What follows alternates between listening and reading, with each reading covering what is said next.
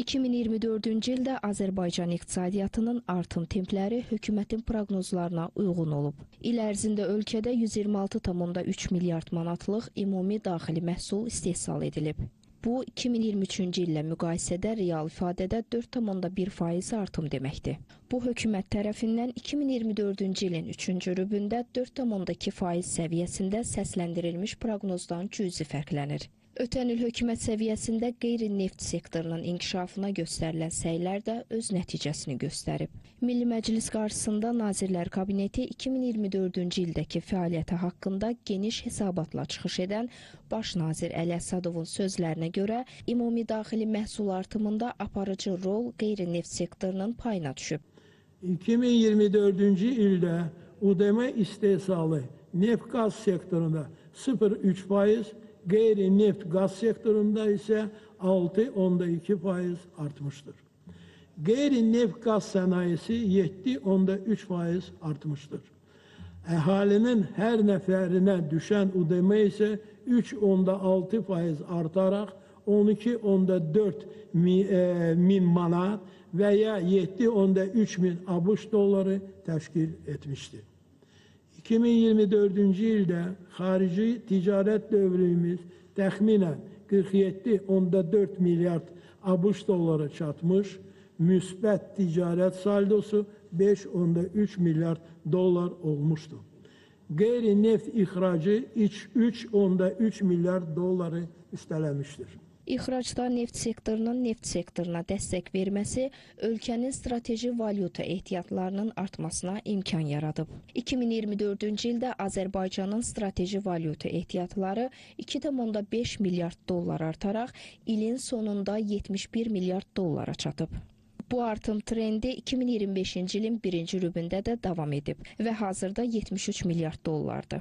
Bunun nəticəsidir ki, ölkənin strateji valyuta ehtiyatları xarici dövlət borcunu 14 dəfə üstələyir. İlin sonuna xarici dövlət borcumuzun məbləği 20,6% azalaraq 5,1 milyard dollar olmuş və UDM-nin cəmi 6,9%-ni təşkil etmişdir.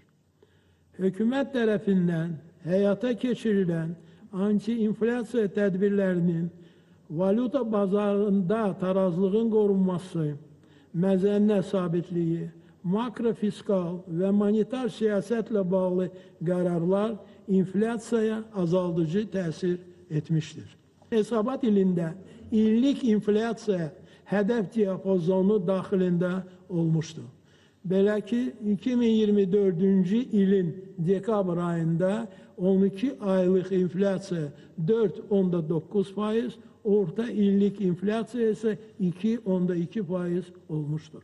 4,1%lik ümumi daxili məhsul artımı 2024-cü ildə dövlət büdcəsinin gəlirlərinin də proqnozu üstələməsinə imkan yaradıb. Ötən il Azərbaycanın dövlət büdcəsi gəlirləri 37,2 milyard manat olub ki, bu proqnozun 102% icra edilməsi deməkdir.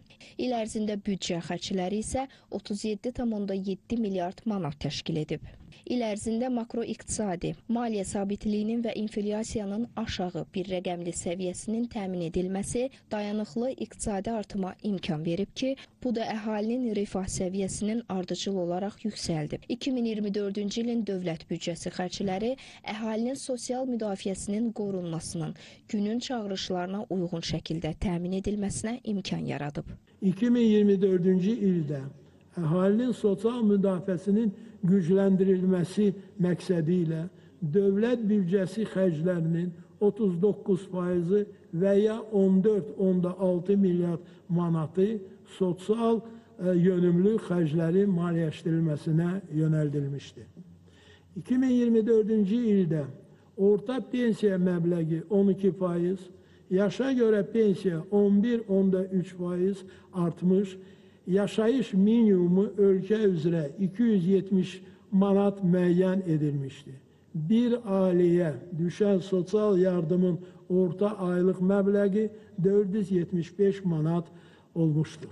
Bütün bunlar 2024-cü ildə keçmiş məcburi köçkünlərin öz doğma yurtlarına qaytarılması üzrə görülən böyük işlərin fonunda baş verib. İl ərzində 2615 keçmiş məcburi köçkün ailəsi öz yurdunda evlə təmin edilib. Yəni, bu ailələrin 10 mindən çox sakini artıq öz evində yaşayır. Artıq bu ərazilərdə yaşayan və işləyən keçmiş məcburi köçkünlərin sayı 30 minə çatıb.